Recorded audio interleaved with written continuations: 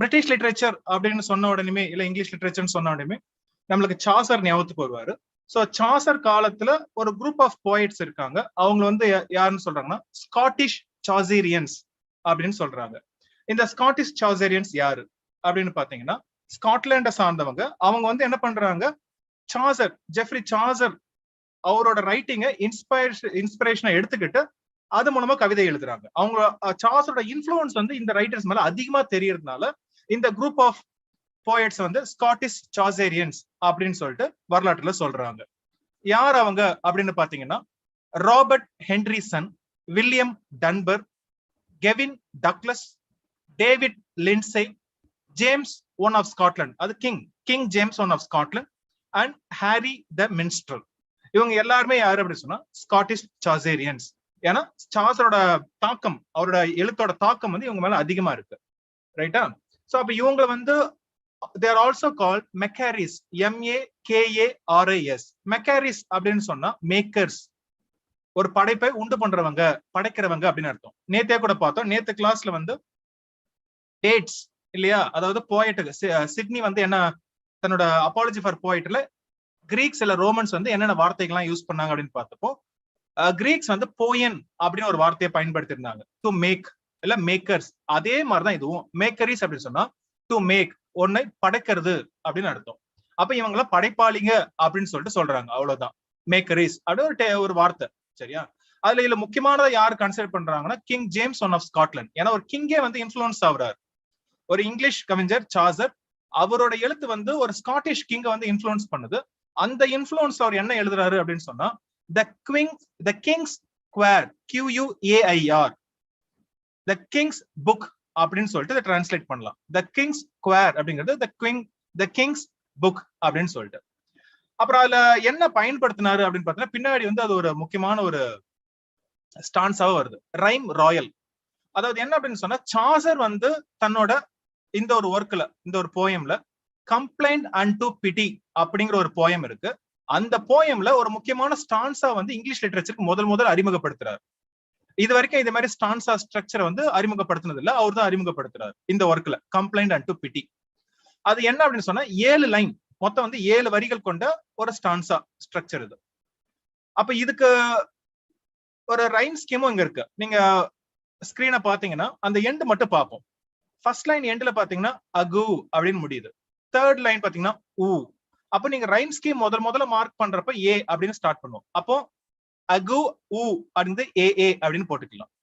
அதுக்கப்புறம் பாத்தீங்கன்னா எயின் அப்படின்னு முடியுது, பெயின், ஃபெயின், கம்ப்ளைன் அப்படின்னு முடியுது. அதுக்கெல்லாம் பின்னு போட்டுங்க. கடைசி ரெண்டு பாத்தீங்கன்னா டிரனி இல்ல டை, டிரனை இல்ல டை, ஐன்னு முடியுது. இது ரெண்டும் சிசி. ஏன்னா அது மத்த ரெண்டுக்கும் ரைம் ஆகல. அப்போ என்னன்னா சம்டைம்ஸ் உங்களுக்கு கேள்வி எப்படி வரும்னா ரைம் ராயல் எத்தனை லைன்ஸ் அப்படின்னு டைரக்டா ஒரு கேள்வி வரலாம். ரைம் ராயல் 7 வரிகள் கொண்டது. இல்ல ரைம் ராயல் அப்படின்னா என்ன அப்படின்னு கேட்கலாம். அது வந்து ஒரு 7 line stanza and Chaucerian stanza, it's also called Chaucerian stanza அப்படிங்கிறாங்க. அப்புறம் அதோட ரைம் ஸ்கீம் கேட்பாங்க. இதான் rhyme scheme, A B A B B C C. நல்லா ஞாபகம் வச்சுக்கணும். அப்புறம் ஏன் இதுக்கு ரைம் ராயல் அப்படின்னு சொன்னா நம்ம ஏற்கனவே இந்த ரீசனை பார்த்துட்டோம். இது சாசர் பயன்படுத்தினால இது சாசேரியன் ஸ்டான்ஸா. ஆனா இதை இமிடேட் பண்ணி ஸ்காட்லாந்து கிங் வந்து இதை பயன்படுத்துறதுனால அந்த ராயல்டி வந்து இந்த ரைமோட ஒத்து போகுது. ரைட்டா? அந்த ஒரு அசோசியேஷன்னால இதை வந்து ரைம் ராயல் அப்படின்னு சொல்றாங்க. ஓகேவா? ஒரு ஸ்காட்லாந்து கிங்கே வந்து இதை பயன்படுத்துறதுனால இது வந்து ரைம் ராயல் சொல்றாங்க. மத்தபடி இட்ஸ் ஆல்சோ கால்ட் சாசேரியன் ஸ்டான்ஸா. அப்ப உங்களுக்கு கேள்வி என்ன அப்படின்னு சொன்னா சாசேரியன், ஸ்காட்டிஷ் சாசேரியன்ஸ்னா யாரு அப்படின்னு பார்த்து வச்சுங்க. அவங்களை வந்து ஏதாட்டும் ஒரு இது கூட ஞாபகம் வச்சுங்க. ரைம் ராயல் அப்படிங்கிறத ஞாபகம் வச்சுக்கிட்டீங்கன்னா இனிமேல் ஸ்காட்டிஷ் சாசேரியன்ஸா மறக்க முடியாது. அதுக்கப்புறம் மெக்காரிஸ் அப்படிங்கிற வார்த்தை. சோ இவ்வளவுதான் பொதுவா இதுல இருந்து வரக்கூடிய கேள்விகளா இருக்கு. நம்ம வந்து என்ன பண்ணோம்னா அடுத்த ஒரு குரூப்புக்கு போவோம். இது எல்லாருக்கும் தெரிஞ்சது. இங்கிலீஷ் லிட்டரேச்சரை படிக்க ஆரம்பிச்சோன்னே முதல்ல நம்மளுக்கு ஒரு ஃபேமஸான group of school of poetry அப்படின்னு சொன்னா மெட்டாபிசிக்கல் போயட்ஸ் இல்ல மெட்டாபிசிக்கல் ஸ்கூல் ஆஃப் போயட்ரி அப்படிம்பாங்க. அப்ப இதுல யாரு? ஜான் டன் முதன்மையான ஆளு. அப்ப இந்த ஸ்கூல் எதை பத்தி அப்படின்னு பார்ப்போம். அப்ப ஜான் டிரைடன் என்ன பண்றாரு, தன்னோட ஒரு ஒர்க்ல வந்து ஜான் டன்னை பத்தி பேசுறாரு. ஜான் டன் அஃபெக்ட்ஸ் தி மெட்டாபிசிக்ஸ் அப்படின்னு சொல்றாரு. இப்போ நீங்க இந்த கிளாஸ் நேரடியா கவனிச்சுட்டு இருப்பீங்க. நீங்க என்ன பண்ணலாம்னு சொன்னா போய் ரிசர்ச் பண்ணுங்க. ட்ரைடன் எந்த ஒர்க்ல வந்து டன் அஃபெக்ட்ஸ் எ மெட்டாபிசிக்ஸ் அப்படின்னு சொல்றாரு கண்டுபிடிச்சு உடனே லைவ் சாட்ல இப்ப போடுங்க. அப்படி இல்லைன்னா காமெண்ட்ஸ்ல பதிவு பண்ணுங்க. அதாவது ட்ரைடன் எந்த ஒர்க்ல டன்னை பத்தி இப்படி சொல்றாரு, டன் அஃபெக்ட்ஸ் எ மெட்டாபிசிக்ஸ். ஏன்னா அது கூட கேள்வியா வரலாம். ஒருவேளை நீங்க அகாடமி ஸ்டூடெண்டா இருந்தா போயட்ரி நோட்ஸ் அது உங்க கையில தனியா இருக்கும், அந்த புக்ல ஓப்பனிங் பேஜஸ்ல போய் கண்டுபிடிச்சு ஆன்சர் பண்ணுங்க. அப்ப இதெல்லாம் வந்து மெட்டாபிசிக்கல் போயட்ஸ். இவங்க எல்லாம் Abraham Cowley, John Cleveland, Andrew Marvell, George Herbert, Henry Vaughan, Richard Crashaw, Thomas Traherne. இவங்க எல்லாம். தாமஸ் ட்ரெஹர்ன் கொஞ்சம் புதுசா இருக்கிற மாதிரி உங்களுக்கு தெரியும், அதனால அவரை போய் செக் பண்ணுங்க. அவரோட முக்கியமான ஒர்க் என்ன அப்படின்னு கண்டுபிடிங்க. சரியா? அப்புறம் இந்த மெட்டாபிசிக்ஸ்னா என்ன, அதாவது என்ன சொல்றாங்க அப்படின்னு சொன்னா இது ஒரு பக்தி இலக்கியம் போல. சரியா? இந்த மெட்டாபிசிக்கல் ஸ்கூல் ஆஃப் போய்ட்ரிங்கிறது. மெட்டா அப்படின்னா பியாண்ட், பிசிக்கல் அப்படிங்கிறது பாடி, இந்த உடல் இல்ல மெட்டீரியல் திங், இதை மீறி வெளியே போறதுன்னு அர்த்தம். கொஞ்சம் ஸ்பிரிச்சுவலும் பிசிக்கலும் சேர்ந்து கலந்தது அப்படின்னு அர்த்தம். அப்ப இவங்களோட கவிதைகளை பாத்தீங்க அப்படின்னு சொன்னா இந்த உடலையும் பேசுவாங்க உள்ளத்தையும் பேசுவாங்க. ரைட்டா? அப்போ பியாண்ட் த பிசிக்கல் அப்படிங்கிறப்போ ஸ்பிரிட் அண்ட் த பாடி, இந்த உடலையும் பத்தி பேசுவாங்க, அந்த உள்ளத்தையும் பத்தி ரெண்டு இணைச்சி எழுதக்கூடிய ஒரு கவிதை. இது மோஸ்ட்லி கடவுளை பத்தியும் இருக்கும், காமத்தை பத்தியும் இருக்கும். ரெண்டும் மறைமுகமா இருக்கும். இந்த காமங்கிறது மறைமுகமா இருக்கும், பட் ஆனா தெரியும், பார்த்தாலே தெரியும் அவங்க என்ன இம்ப்ளை பண்றாங்கன்னு. அப்ப அவர் சொல்றாரு இது முதல்ல பண்ணது யாரு, ட்ரைடன் என்ன சொல்றாரு, டன் அஃபெக்ட்ஸ் மெட்டாபிசிக்ஸ் அப்படின்னு சொல்றாரு. இந்த ஒரு வார்த்தையில இருந்துதான் மெட்டாபிசிக்கல் ஸ்கூல் ஆஃப் போயட்ரி அப்படிங்கிறது பின்னாடி எமர்ஜ் ஆகுது. சரியா? இவங்களே அவங்க தங்களை வந்து மெட்டாபிசிக்கல் ஸ்கூல்னு சொல்லிக்கல. இவர் சொன்னதுக்கு அப்புறமா பின்னாடி வந்து இவங்க வந்து ஒருங்கிணைக்கிறாங்க. அப்படி சொன்னது யாரு அப்படின்னு சொன்னா டாக்டர் ஜான்சன். இப்ப டாக்டர் ஜான்சன் பாத்தீங்கன்னா இவங்களோட கவிதைகள் எல்லாம் படிச்சுட்டு என்ன பண்றாரு அப்படின்னு சொன்னா இவங்களை பத்தி ஒரு ஃபேமஸ் ஸ்டேட்மெண்ட் சொல்றாரு. ஃபர்ஸ்ட் வந்து அது ஒரு டெரோகேட்டரி டேர்ம், ரொம்ப போற்றிலாம் சொல்றாரு, ஓரளவுக்கு வந்து அது குறையாதான் சொல்றாரு. அவர் என்ன சொல்றாரு, இந்த மெட்டாபிசிக்கல் போயட்ஸ் எல்லாம் வந்து பாத்தீங்கன்னா தன்னோட கவிதையில வந்து தாறுமாறா 2-3 ஐடியாக்களை போட்டு இணைக்கிறாங்க அப்படிங்கிறாரு. அதாவது heterogeneous ideas are yoked by violence together அப்படிங்கிறாரு. ஹெட்ரோஜீனியஸ் அப்படின்னா ரெண்டுத்துக்கு சம்பந்தம் இல்லாத வெவ்வேறு கருத்துக்கள் இல்ல வெவ்வேறு ஐடியாஸ், அதை வந்து வலு கட்டாயமா, இப்ப இந்த யோக் அப்படிங்கிறது அந்த மாடுகளை பூட்டுறதுக்கு மேல ஒரு கட்டை யூஸ் பண்ணுவோம் இல்லையா, அதான் யோக். அதை போல 2 மாட்டுகளை பூட்டுற மாதிரி 2 வெவ்வேறு ஐடியாக்களை திணிச்சு ரொம்ப வயலண்டா திணிச்சு கட்டுறாங்க அப்படின்னு சொல்லி தன்னோட விமர்சனத்தை முன்வைக்கிறார். யாரு? Doctor Johnson. இது ஒரு கேள்வியா எடுத்துக்கோங்க. டாக்டர் ஜான்சன் எந்த ஒர்க்ல வந்து இந்த கருத்தை சொன்னார், அதாவது மெட்டாபிசிக்கல் போயட்ஸ் வந்து ஹெட்ரோஜீனியஸ் ஐடியாஸ் வந்து ரொம்ப வயலண்டா யோக் பண்ணி கட்டுறாங்க, ஒருங்கிணைச்சு கட்டுறாங்க அப்படின்னு சொல்லிட்டு எந்த ஒர்க்ல சொன்னாரு அப்படிங்கறத இப்போ சாட்ல சொல்லுங்க, அப்படின்னு சொன்னா காமெண்ட் பாக்ஸ்ல சொல்லுங்க. சரி, அப்படி என்னதான் பண்ணாங்க அப்படின்னு சொன்னா உங்களுக்கு பொதுவா ஒரு எக்ஸாம்பிள் தெரியும். என்ன சொல்லுங்க, மெட்டாபிசிக்கல் கான்சீட். அதை பத்தி அவர் பேசுறாரு டாக்டர் ஜான்சன். கான்சீட் அப்படின்னு சொன்னா கம்பேரிசன் அப்படின்னு அர்த்தம். CONCEIT, கான்சீட். அப்ப கான்சீட் அப்படின்னா கம்பேரிசன்.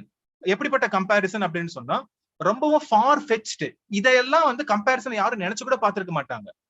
அதே போல வந்து வெவ்வேறு இதை ஹெட்ரோஜினியஸ் வேறுபட்ட இதை கம்பேர் பண்றது. அப்ப ஜான் டன்னோட ரொம்ப ஃபேமஸான போயம் என்ன, வேலிடிக்ஷன் ஃபர்பிட்டிங் மார்னிங். அந்த போயம்ல வந்து என்ன பண்ணிருப்பாரு, லவர்ஸ வந்து காம்பஸ் கூட கம்பேர் பண்ணிருப்பாரு.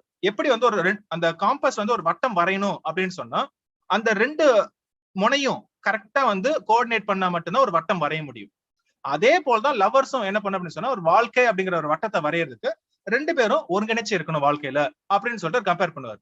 பொதுவா என்ன கம்பேரிசன் பண்ணுவாங்க, லவர்ஸ் வந்து ரோஜா பூ கூட கம்பேர் பண்ணுவாங்க, இல்ல வேற எதுக்காட்டு கம்பேர் பண்ணுவாங்க. ஆனா காம்பஸோட லெக்ஸுக்கு யாரும் கம்பேர் பண்ணதே கிடையாது. சரியா? சோ அதுதான் வந்து ஜான் டன்னோட ஒரு மிகப்பெரிய ஒரு கம்பேரிசன். அத வந்து மெட்டாபிசிக்கல் கான்சீட் அப்படின்னு சொல்றாங்க. இதே மாதிரி ஐடியாஸ் தான் டாக்டர் ஜான்சன் சொல்ற heterogeneous ideas are yoked by violence together அப்படின்னு சொல்றாரு. இது வந்து இன்னொரு ஒரு ஃபேமஸ் போயம். ஜான் டன் வந்து ஹோலி சானட்ஸ் அப்படின்னு சானட்ஸ் எழுதி இருக்கிறாரு. அதுல ஒண்ணு பாத்தீங்கன்னா பேட்டர் மை ஹார்ட் 3% காட் அப்படின்னு ஒரு ஒர்க் இருக்கு. அந்த எதை பத்தி அப்படின்னு சொன்னா 3% காட் கிறிஸ்டியானிட்டி பத்தி இல்லையா.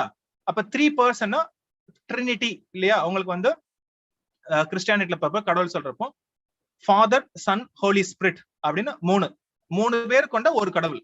அதுதான் வந்து 3% காட் அப்படின்னு அவர் சொல்றாரு. அப்ப இதுல என்ன ஒரு மெட்டாபிசிக்கல் கான்செப்ட் பாத்தீங்கன்னா அவர் என்ன சொல்றாரு, கடவுள்கிட்ட வேண்டாரு. இது ஒரு பக்தி இலக்கியம் நான் ஏற்கனவே சொன்னேன். ஆனா இதுல என்ன எப்படிப்பட்ட கம்பேரிசன் பாரு, தன்னை வந்து யார் கூட கம்பேர் பண்ணிக்க பாருங்க. I like an usurped town to another dew.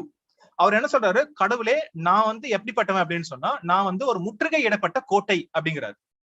நீங்க என்ன பண்ணுங்க அப்படின்னு சொன்னா, படையெடுத்து வந்து என்ன வந்து ஆட்கொள்ளுங்கள் அப்படின்னு சொல்றாரு. இது என்ன ஒரு கம்பேரிசன்? இது வரைக்கும் கடவுள்கிட்ட வந்து வேற மாதிரி வேண்டுவாங்க, கடவுளே நான் உனக்கு பணிஞ்சு போறேன்னு. இவர் என்ன சொல்றாரு, நான் வந்து கோட்டை, நீ வந்து படையெடு அப்படின்னு சொல்லிட்டு கடவுளை வந்து கூப்பிடுறாரு.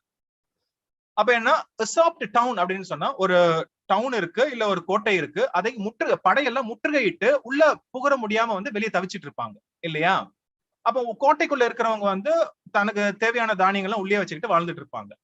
அப்ப இந்த ஒரு போராட்டம் வந்துட்டே இருக்கும். வெளியே இருக்கிறவங்க வந்து உள்ள இருக்கிற அடிக்கணும்னு நினைப்பாங்க, உள்ள இருக்கிறவங்க வந்து வெளியே இருக்கிறவங்க வரக்கூடாதுன்னு பார்ப்பாங்க. அப்ப இத பேர் ஒரு மன போராட்டத்தை வந்து அவர் என்ன பண்றாரு அப்படின்னு சொன்னா, அழகா வந்து இந்த ஒரு ஃபார் ஃபெச்ட் கம்பேரிசன், ரைட்டா, ரொம்பவும் ஒத்து வராத ஏதோ ஒரு கம்பேரிசன் வந்து இணைக்கிறார். சோ இது வந்து மெட்டாபிசிக்கல் கான்செப்ட்க்கு இன்னொரு எக்ஸாம்பிள். அப்ப ஏற்கனவே உங்களுக்கு ஒரு எக்ஸாம்பிள் தெரியும், அந்த இது கூட இதையும் சேர்த்துக்குங்க. சரியா?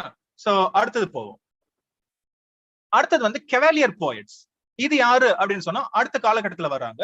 சோ இவங்க என்ன பண்றாங்க அப்படின்னு சொன்னா, இந்த Charles one, king Charles one, அவர் வந்து அவரோட சப்போர்ட்டர்ஸ். அப்ப கிங் சார்ல்ஸ் ஒன் நீங்க கேள்விப்பட்டிருப்பீங்க. கிங் சார்ல்ஸ் ஒன் முதல்ல இங்கிலாந்துல ஒரு கிங்க தலை வெட்டி கொண்டாங்கன்னா அது வந்து கிங் சார்ல்ஸ் ஒன் தான். சோ 1649 அப்ப என்ன பண்றாங்க அப்படின்னு சொன்னா, ஒரு சிவில் வார் அந்த நாட்டுல நடக்குது இங்கிலாந்துல. அப்ப வந்து என்ன பண்றாங்க, இந்த கிங்கே வந்து தலையை வெட்டி கொள்றாங்க. அப்பதான் முதல்ல ஒரு மக்கள் ஆட்சிக்கு ஒரு வழிவகுக்கிறாங்க. மக்கள் முதல்ல ஆட்சிக்கு வெளியே வர்ற மாதிரி. அதுக்கு முன்னாடி ராஜாக்கள்லாம் ஆண்டு வராங்க. அப்ப இது வந்து ஒரு பெரிய சிவில் வார். இது அப்ப வந்து வரலாற்றுல வந்து முக்கியமான ஒரு இது அவங்களுக்கு. ஆனா இந்த சமயத்துல சில போயட்ஸ், ஒரு 4 போயட்ஸ் என்ன பண்றாங்க, கிங் சார்ல்ஸ் ஒனுக்கு சப்போர்ட் பண்றாங்க. அந்த supporters of king Charles one தான் கெவாலியர்ஸ் அப்படின்னு சொல்லுவாங்க, வாரியர்ஸ். அப்போ இதான் அந்த 4 பேர். அதனால இவங்க பேர் வந்து கெவாலியர் போயட்ஸ் அப்படின்னு சொல்றாங்க. Richard Lovelace, John Suckling, Thomas Carew, Robert Herrick, இந்த 4 பேரையும் கெவாலியர் போயட்ஸ். ஏன்னா இவங்க வந்து சார்ல்ஸ் ஒனுக்கு சப்போர்ட்டர்ஸ், ரைட்டா? அப்ப இவங்க யாருக்கு அகைன்ஸ்டா பேசுறாங்க அப்படின்னு சொன்னா, ரவுண்ட் ஹெட் அப்படின்னு இன்னொரு கூட்டம் இருக்கு, ரவுண்ட் ஹெட்ஸ் அப்படின்னு சொல்லிட்டு. அவங்க வந்து பார்லிமெண்ட்டுக்கு சப்போர்ட் பண்றாங்க, மக்களுக்கு. அவங்களுக்கும் இவங்களுக்கும் மோதிக்கும், கெவாலியர்ஸுக்கும் அந்த பக்கம் ரவுண்ட் ஹெட்ஸுக்கும் மோதல அடிக்கடி ஏற்படும், ரைட்டா? சோ இவங்க வந்து கவிஞர்களும் கூட. அதனால பொலிட்டிக்கல் அஃபிலியேஷன் இருக்கிறதுனால இவங்க வந்து கெவாலியர் போயட்ஸ் அப்படின்னு நம்ம சொல்றோம். அப்ப இவங்களும் பாத்தீங்கன்னா ஆல்மோஸ்ட் அந்த மெட்டாபிசிக்கல் ஸ்கூலுக்கு கொஞ்சம் சம்மந்தப்பட்டது அந்த ஒரு துணியில வந்து எழுதுவாங்க, அதே சாயல் இருக்கும். அதுல ஒருத்தர் மட்டும் இன்னைக்கு பார்ப்போம். யாருன்னு சொன்னா ராபர்ட் ஹெரிக், அவரை பத்தி பார்ப்போம். அதுக்கு முன்னாடி இந்த கெவாலியர் போயட்ஸ் வந்து என்னன்னு சொல்றாங்க, சன்ஸ் ஆஃப் பென்ஸ் அப்படின்னு சொல்றாங்க. ஏன் அப்படின்னு சொன்னா, இவங்க வந்து பென் ஜான்சன் அவரோட எழுத்த வந்து அவரோட இன்ஃபுளுன்ஸ் வந்து இவங்களுக்கு அதிகமா தெரியும். அவங்களே சொல்றாங்க, நாங்க வந்து ஃபாலோவர்ஸ் ஆஃப் பென் ஜான்சன் ரைட்டிங்ல அப்படின்னு சொல்றாங்க. அதனால சன்ஸ் ஆஃப் பென்ஸ் அப்படின்னும் இந்த கெவாலியர் போயட்ஸை கூப்பிடுறாங்க. அதுக்கப்புறமா ராபர்ட் ஹெரிக் இந்த போயம் குரியானாஸ் கோயிங் அ மேயிங் அப்படின்னு சொல்லிட்டு, இது என்ன மேயிங் அப்படின்னு சொன்னா, மேடே அப்படிங்கிற ஒரு ஃபெஸ்டிவல். அது வந்து சம்மர்ல நடத்தக்கூடிய ஒரு ஃபெஸ்டிவல், சாரி ஸ்பிரிங்ல நடத்தக்கூடிய ஒரு ஃபெஸ்டிவல் அது, சரியா? அப்ப வசந்த காலம் வருது, மோஸ்ட்லி அறுவடை, அந்த ஒரு ஃபெஸ்டிவல் சீசன் அது. அப்ப வந்து மேடே அங்கிறப்போ ஒரு ஃபங்க்ஷன் நடக்கும். அதுக்கு வந்து எல்லாரும் இந்த யங் கேர்ள்ஸ் அண்ட் பாய்ஸ் வந்து அது போவாங்க. அப்ப இங்க வந்து என்ன பண்றா அப்படின்னா, ஒரு யூத் வந்து கொரியனை வந்து கூப்பிடுறான். ஆனா அவ வந்து வெக்கப்பட்டுட்டு வரமாட்டா அப்படிங்கிறா. அப்ப நான் இந்த கதையை இந்த இது சொல்றப்பே உங்களுக்கு இன்னொரு போயம் வந்து உங்களுக்கு நினைவுக்கு வரலாம். அது என்னன்னு சொல்லுங்க. ஆண்ட்ரூ மார்வல் அவரோட ஒரு முக்கியமான ஒரு போயம். ஆல்மோஸ்ட் இதே போல ஒரு மிஸ்ட்ரஸ் என்ன பண்ணுவாங்க அப்படின்னு சொன்னா, ரொம்ப வெக்கப்பட்டுட்டு இருப்பாங்க இல்லையா? அந்த போயம் இந்த போயம் ஆல்மோஸ்ட் ஒரே போல் தான் இருக்கும். அது என்ன போயம்னு சொல்லுங்க. Andrew Marvel. சோ இங்க பாத்தீங்கன்னா ராபர்ட் ஹெரிக் அதே போல் தான் அவர் சொல்றாரு, get up for shame, the blooming morn upon her wings presents the god unshorn. அப்ப என்ன சொல்றாருன்னா, எந்திரி, இந்த பக்கம் பொழுது விடிஞ்சிடுச்சு, இன்னைக்கு வந்து என்ன நாள், மேடே, இன்னைக்கு வந்து ஒரு ஃபெஸ்டிவல், வா என் கூட வா அப்படின்னு கூப்பிடுறாரு. அப்புறம் இதுல இன்னொன்னும் ஒளிஞ்சிட்டு இருக்கு. இது சாதாரணமா கூப்பிடுறது மட்டும் கிடையாது, is also inviting her to bed. படுக்கை யாருக்கும் கூப்பிடுற மாதிரி ஒரு மறைமுகமான ஒரு மீனிங் உள்ள இருக்கு. ஏன்னா அதே மீனிங் ஆண்ட்ரூ மார்வலும் தன்னோட மிஸ்ட்ரஸ் கிட்ட சொல்லுவார் இல்லையா?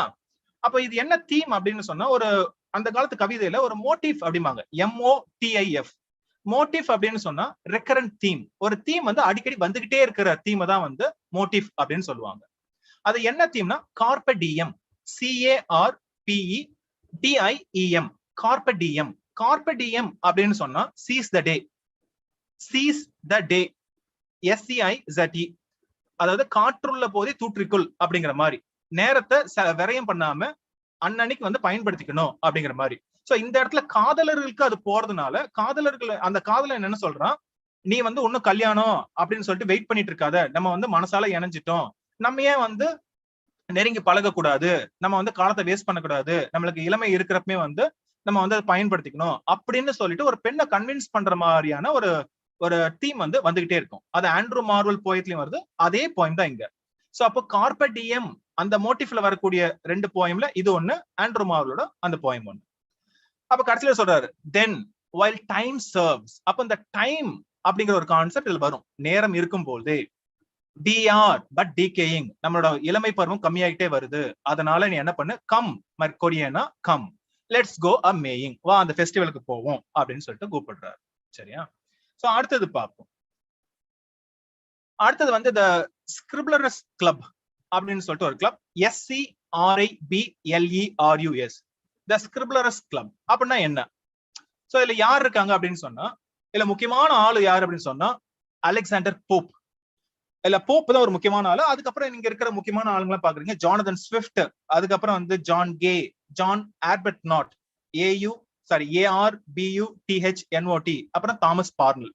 சோ இவங்க எல்லாம் வந்து ஸ்கிரிப்லரஸ் கிளப் அப்படின்னு ஒரு கிளப், ஒரு இன்ஃபார்மல் குரூப் ஆஃப் கிளப். அது இந்த மெம்பர்ஸ் என்ன பண்றாங்க அப்படின்னு சொன்னா, அவங்களுக்கு பிடிக்காதது என்ன அப்படின்னு சொன்னா, அந்த காலத்துல வந்து ஏதோ எல்லாம் தெரிஞ்ச மாதிரி சில பேர் வந்து எழுதுறாங்க, அது வந்து உள்ள படிச்சு பார்த்தா ஒண்ணுமே கிடையாது, ஏதோ இந்த 4-5 தியரிட்டிக்கல் டேர்ம் வச்சுக்கிட்டு ஏமாத்துற மாதிரி அந்த காலத்துல அது மாதிரி வந்து சும்மா ஏமாத்துறாங்க, பிரிட்டன்ஸ். அப்ப அதை வந்து கிண்டல் பண்ணணும் அப்படின்னு இவங்க எல்லாம் முடிவு பண்றாங்க. ridiculing the false taste in learning, நான் ஏதோ பெருசா தியரியை கத்துக்கிட்டேன் அப்படிங்கிற பேர்ல பார்த்தா உள்ள ஒண்ணுமே இருக்காது, படிச்சு பார்த்தா வெறும் டெக்னிக்கல் டேர்ம்ஸா இருக்கும் சில ரிசர்ச் பேப்பர்ல. அதே போல அந்த காலத்துல வந்து இந்த ஏமாத்து வேலையை பண்ணிட்டு இருக்கவங்களுக்கு வந்து இவங்க வந்து சொல்றாங்க, டே என்னடா பண்ணி வச்சிருக்கீங்க அப்படின்னு சொல்லிட்டு அவங்களை கிண்டல் பண்ணணும். அவங்களை கிண்டல் பண்றதுக்காக இவங்க என்ன பண்றாங்க, ஒரு ஃபிக்ஷனல் கேரக்டர் கிரியேட் பண்றாங்க. அது யாரு அப்படின்னு சொன்னா மார்டினஸ் ஸ்கிரிப்லரஸ் அப்படின்னு ஒரு கேரக்டர். சரியா? ஒரு ஃபிக்ஷனல் கேரக்டர், நிஜமானது கிடையாது. அந்த கேரக்டர் வந்து ஒரு ஏமாத்துக்காரன், அவனுக்கு கவிதை எழுத தெரியாது, ஒண்ணு எழுத தெரியாது, ஆனா லிட்டரரி குவாக், ஏமாத்துக்காரன் அப்படின்னு அர்த்தம். சோ அதே மாதிரி ஒரு கேரக்டர் கிரியேட் பண்றாங்க. அந்த கேரக்டரோட பேர் தான் அந்த கிளப்புக்கு பேரா வருது, த ஸ்கிரிப்லரஸ் கிளப் அப்படின்னு சொல்லிட்டு. அப்ப அதை ஒரு மையமா வச்சுக்கிட்டு இவங்க வந்து மத்தவங்க எல்லாம் வந்து கிண்டல் பண்ணுவாங்க. சரியா? அப்ப ஸ்கிரிப்லரர் அப்படின்னு சொன்னா அந்த காலத்துல என்ன மீனிங்? ஸ்கிரிப்லர், SCRIBLER அப்படின்னு சொன்னா a talentless writer, எந்த ஒரு டேலண்டும் இல்லாம எந்த ஒரு திறமையும் அற்ற ஒரு எழுத்தாளர் தான் ஸ்கிரிப்லர் அப்படின்னு சொல்றாங்க. அதுல இருந்து உண்டு பண்ண வார்த்தை ஸ்கிரிப்லரஸ். ஆனா இந்த மார்டின் அப்படிங்கிற வார்த்தை வந்து டிரைடன் உண்டு பண்ண ஒரு கேரக்டர் வந்து எடுக்கப்பட்டது. ஏன்னா போப்க்கு வந்து டிரைடன் ரொம்ப பிடிக்கும், ஏன்னா டிரைடனோட ஃபாலோவர் தான் வந்து போப்பா இருக்காரு இங்க. அப்புறம் போப் வந்து தன்னோட விமர்சனத்துக்கு ரொம்ப பேர் போனவர், அவரோட விமர்சனம் வந்து ரொம்ப ஷார்ப்பா இருக்கும், அதனால அவருக்கு பாத்தீங்கன்னா ஒரு புனை பெயரும் கொடுப்பாங்க. அது என்னன்னு வேணா சேட் பாக்ஸ்ல சொல்லுங்க. அவரு வாஸ்ப் ஆஃப் அப்படின்னு ஆரம்பிக்கும், WASP, the wasp of dash, அவரோட அந்த ஊர் பேர், அவர் எந்த ஊர்ல இருந்தாரோ அந்த ஊர் பேர் சொல்லுங்க.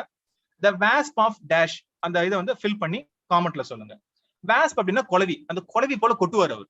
அவரு கிரிட்டிசைஸ் பண்ண அப்படியே வலி தாங்க முடியாது, ஏன்னா அவ்வளவு ஹார்ஷா வந்து கிரிட்டிசைஸ் பண்ணுவார். அந்த அந்த நிக் நேம் இல்ல அந்த அந்த ஒரு பேர் வந்து நீங்க வந்து என்னன்னு சொல்லி கண்டுபிடிச்சு ஆன்சர் பண்ணுங்க, த வாஸ்ப் ஆஃப் டேஷ். சரியா? அப்ப இவங்க என்ன பண்ணுவாங்க, இந்த கிண்டல் பண்றதா உங்களோட வேலை. அப்ப பாத்தீங்கன்னா அவரோட காமெண்ட் வந்து இப்ப பார்ப்போம். அவர் என்ன பண்றாரு, எபிசில், ரைட்டா, எபிசில் டு சர் ஆர்பத்நாட் அப்படிங்கிற ஒரு ஒர்க், ஒரு கடிதம், எபிசில் அப்படின்னு சொன்னா கடிதம், டு ஆர்பத்நாட், தன்னோட ஃப்ரெண்டுக்கு, அவரு ஒரு மெம்பர், அவருக்கு வந்து எழுதுற மாதிரி ஒரு கவிதை. இதுல வந்து யார பத்தி விமர்சனம் பண்றாரு அப்படின்னு சொன்னா 2 பேர், ஜோசப் ஆடிசன், ஜான் ஹெர்வே, அந்த காலத்து ஆள் அவரு. சோ இவங்க ஜோசப் ஆடிசன் எல்லாருக்கும் தெரிஞ்சது இல்லையா, ஆடிசன் அண்ட் ஸ்டீல், அவங்களோட எஸ்ஏஸ படிச்சிருப்போம். சோ ஜோசப் ஆடிசனை வந்து இந்த ஒர்க்ல ஆட்டிகஸ் அப்படிங்கிற ஒரு கேரக்டர்ல கிண்டல் பண்றாரு. ஜான் ஹெர்வே வந்து ஸ்போரஸ் அப்படிங்கிற ஒரு கேரக்டர் வச்சு கிண்டல் பண்றாரு. இந்த ஆட்டிகஸ் ஸ்போரஸே வந்து பாத்தீங்கன்னா நெட் எக்ஸாம்ல இதுக்கு முன்னாடி கேள்விகளா வந்திருக்கு. அதாவது எபிசில் டு சர் ஆர்பத்நாட்ல போப் வந்து ஆட்டிகஸ்னு யாரை குறிக்கிறாரு இல்ல ஸ்போரஸ்னு யாரை குறிக்கிறாருன்னு கேள்விகள் வரலாம். அதுக்கப்புறம் இந்த 2 லைன் வந்து ரொம்ப ஃபேமஸான லைன்ஸ். ஜோசப் அடிசனை வந்து கிண்டல் பண்றப்ப அவர் என்ன சொல்றாரு அப்படின்னு சொன்னா, அவர் பாவம், willing to wound but yet afraid to strike.